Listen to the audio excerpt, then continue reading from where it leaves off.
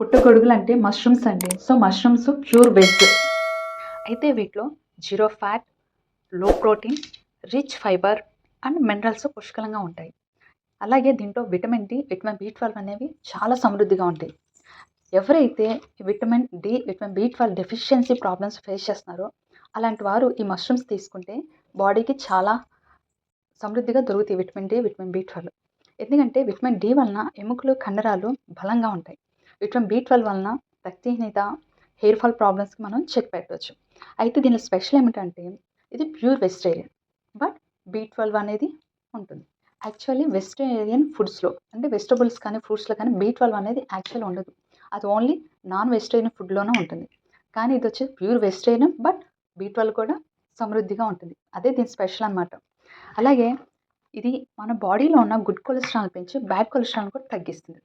So ఇవి ఎవరికైనా దొరికితే మాత్రం వదలకండి, తినండి.